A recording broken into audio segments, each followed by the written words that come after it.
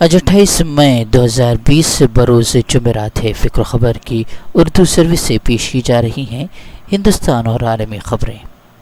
خبروں کی شروعات ہندوستان کی خبروں کے ساتھ۔ سب سے پہلے خبر، سی آر پی ایف اور فوج کی بروقت کارروائی کی بدولت جنوبی کشمیر کے ضلع پلوامہ میں آئی ای ڈی دھماکہ کرنے کے ایک منصوبے کو مکمل طور پر ناکام بنا دیا گیا ہے۔ جمعرات کی صبح سی آر پی ایف اور پولیس کی ایک ٹیم نے ایک سینٹرو گاڑی کی تلاشی کی ہے اور اس سے ایک آئی ای ڈی بم برآمد کیا ہے۔ وہیں ڈرائیور کا تعلق حزب المجاہدین سے بتایا جا رہا ہے، جو آئی ای ڈی سے بھری گاڑی راستے پر چھوڑ کر فرار ہو گیا۔ وہیں تبلیغی جماعت کے مرکز نظام الدین کے معاملے میں میڈیا کی فرقہ وارانہ رپورٹنگ کے خلاف جمعیت علماء ہند کی پٹیشن پر سپریم کورٹ نے بدھ کو مرکزی حکومت اور پریس کونسل آف انڈیا کو نوٹس جاری کر کے 15 جون تک جواب طلب کیا ہے۔ اس کے ساتھ ہی کورٹ نے اب اس معاملے میں براڈ کاسٹر ایسوسی ایشن کو بھی فریق بنانے کا مشورہ دیا ہے۔ یاد رہے کہ سابقہ سنوائی میں کورٹ نے میڈیا پر کسی طرح کی فوری پابندی عائد کرنے سے انکار کر دیا تھا۔ خیال رہے کہ ملک میں اچانک لاک ڈاؤن نافذ ہونے کی وجہ سے تبلیغی جماعت کے مرکز نظام الدین میں افراد کو لے کر منفی رپورٹنگ کی گئی تھی، جس کی وجہ سے ملک بھر میں مسلمانوں کو نہ صرف شک کی نگاہوں سے دیکھا گیا بلکہ کئی مقامات پر ان کا بائیکاٹ کیا گیا، یہاں تک کہ ان کے ساتھ بدسلوکی اور بدتمیزی تک کی گئی ہے۔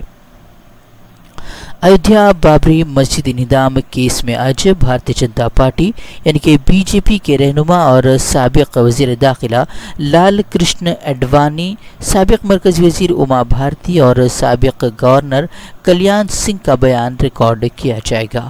لکھنؤ سی بی آئی عدالت کے خصوصی جج ایس کے یادو نے آج گواہی کی تاریخ طے کی تھی، جو کہ ویڈیو کانفرنسنگ کے ذریعے ریکارڈ کی جائے گی۔ آپ کو بتا دیں کہ سپریم کورٹ نے سی بی آئی کی خصوصی عدالت سے 31 اگست تک اس کیس کی سماعت مکمل کر فیصلہ صادر کرنے کے احکامات جاری کیے ہیں۔ کانگریس لیڈر راہل گاندھی نے کورونا بحران کے درمیان اسپیک اپ انڈیا مہم کے تحت ملک کے غریبوں کی آواز بلند کی ہے۔ اپنے ویڈیو پیغام میں راہل گاندھی نے مودی حکومت کے سامنے 4 مطالبات رکھے ہیں۔ پہلا ہے کہ ہر ایک غریب فیملی کے بینک اکاؤنٹ میں مہینے کا 7,500 روپے 6 مہینے کے لیے ڈالا جائے۔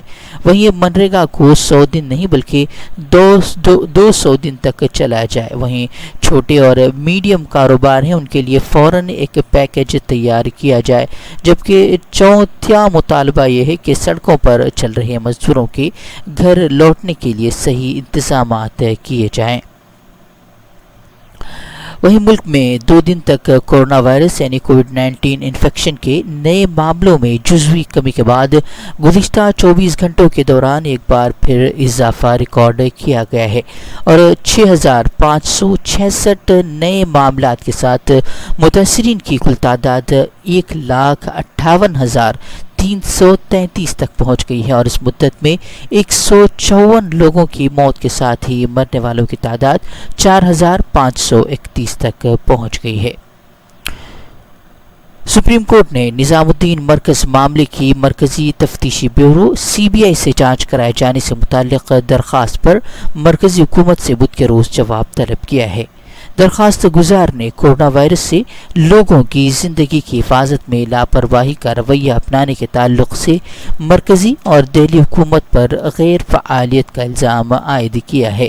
بینچ نے سالیسیٹر جنرل تشار مہتا سے حکومت کا موقف جاننا چاہا ہے، جس پر انہوں نے 1 ہفتے کا وقت طلب کیا ہے، جسے عدالت نے اب منظور کر لیا ہے۔ دہلی کے شنیدھا مندر میں لاک ڈاؤن کے دوران سماجی فاصلہ برقرار نہ رکھنے اور اجتماعی پوجا کرنے کے معاملے میں داتی مہاراج کو گرفتار کیا گیا تھا، تاہم داتی مہاراج کو اب ضمانت مل چکی ہے اور وہ ضمانت پر رہا ہو چکے ہیں۔ حال ہی میں داتی مہاراج کے شنیدھام کے مندر میں پوجا کی ایک ویڈیو وائرل ہوئی تھی، جس میں انہیں کئی افراد کے ساتھ مندر میں پوجا کرتے دیکھا گیا تھا۔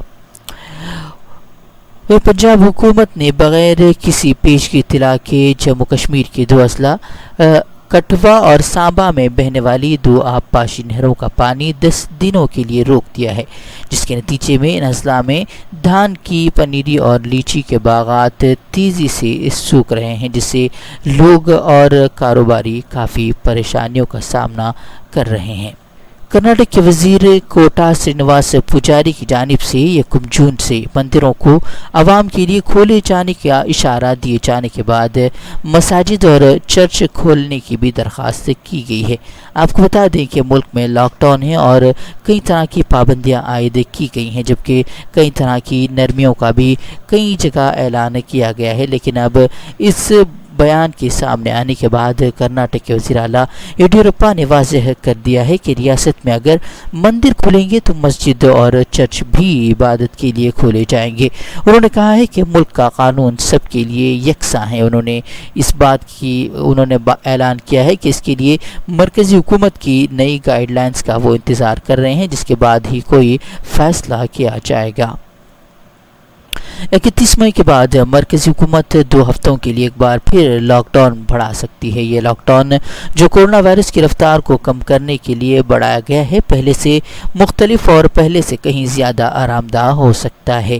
وزارت داخلہ کے ایک اعلیٰ عہدیدار نے اگلے مرحلے کو جذباتی طور پر لاک ڈاؤن توسیع کے طور پر بیان کیا ہے اور کہا ہے کہ زیادہ تر توجہ ان 11 شہروں پر مرکوز رکھی جائے گی جس میں کل ملک کے 70% کووڈ-19 کے کیس آئے ہیں۔ ان شہروں میں 6 میٹروپولیٹن علاقے دہلی، ممبئی، بنگلورو، چنئی، احمد آباد اور کولکتہ کے علاوہ اس میں پونے، تھانہ، جے پور، سورت اور اندور شامل ہیں۔ اب بڑھتے ہیں عالمی خبروں کی طرف۔ عالمی ادارہ صحت WHO نے 1 روز قبل کورونا وائرس کے علاج کے لیے امریکی صدر ڈونلڈ ٹرمپ کی تجویز کردہ ہائیڈروکسی کلوروکوئین کے ٹرائل پر فوری طور پر روک لگانے کا اعلان کیا ہے۔ WHO کا ماننا ہے کہ اس دوا کے استعمال سے شرح اموات میں اضافے کے شواہد ملے ہیں۔ یہ پابندی اس وقت تک رہے گی جب تک کہ اس کے اثرات سے متعلق ڈیٹا کی چھان بین مکمل نہ ہو جائے۔ واضح ہے کہ گزشتہ دنوں امریکی صدر ڈونلڈ ٹرمپ نے کہا تھا کہ وہ کورونا سے بچنے کے لیے روزانہ ہائیڈروکسی کلوروکوئین کی گولی کھاتے ہیں، جس کی وجہ سے وہ اب تک محفوظ ہیں۔ وہیں سعودی محکمہ پاسپورٹ نے غیر ملکی سیاحوں کی بڑی مشکل اب آسان کر دی ہے۔ سعودی عرب کی حکومت نے کورونا کرفیو اور پروازوں کی بندش کے باعث مملکت میں مقیم سیاحوں کے ویزوں میں از خود 3 ماہ کی توسیع کر دی ہے، وہ بھی بنا کسی فیس کے۔ واضح ہے کہ مملکت میں کورونا وائرس کے بعد مارچ کے دوسرے ہفتے سے پروازوں پر مرحلہ وار پابندی عائد کر دی گئی تھی، جس کی وجہ سے سعودی عرب سے جانے والے اور یہاں آنے والی پروازوں پر پابندی عائد کر دی گئی تھی۔ وہیں اب برطانیہ میں برطانوی نژاد پاکستانی خاتون رافعہ ارشد حجاب پہننے والی پہلی جج تعینات کر دی گئی ہیں۔ لندن میں 2002 میں تربیت حاصل کرنے کے بعد رافعہ ارشد 2004 میں سینٹ میری فیملی لا چیمبر میں شامل ہوئی تھی۔ واضح ہے کہ رافعہ ارشد 3 بچوں کی ماں ہیں۔ بیرسٹر رافعہ ارشد ایک کتاب کی مصنفہ بھی رہ چکی ہیں۔ سلطنت عمان کی جانب سے جمعہ 29 مئی کو لاک ڈاؤن ختم کرنے کا اعلان کیا گیا ہے۔ عمانی حکام نے یہ فیصلہ 10 اپریل سے مقرر کرفیو میں تخفیف پالیسی کے تحت کیا ہے۔ سلطنت عمان کی اعلیٰ کمیٹی نے تمام سرکاری اداروں کو ہدایت کی ہے کہ 31 مئی سے کم از کم 50% سرکاری ملازمین کی دفاتر واپسی کو یقینی بنایا جائے۔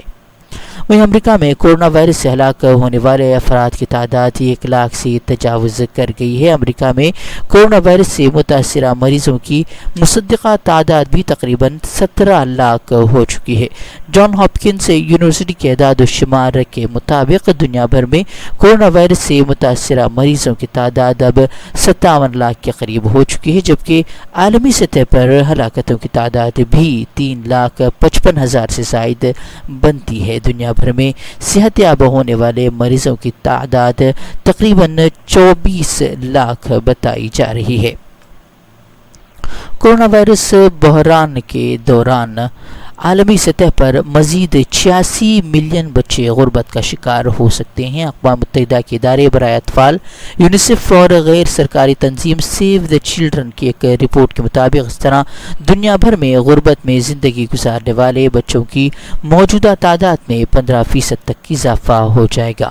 رپورٹ کے مطابق کورونا کی وبا نے ایک بہت بڑے اور بے مثال معاشرتی اور اقتصادی بحران کو جنم دیا ہے، جس نے بہت سے خاندانوں سے ان کی روزی روٹی چھین لی ہے۔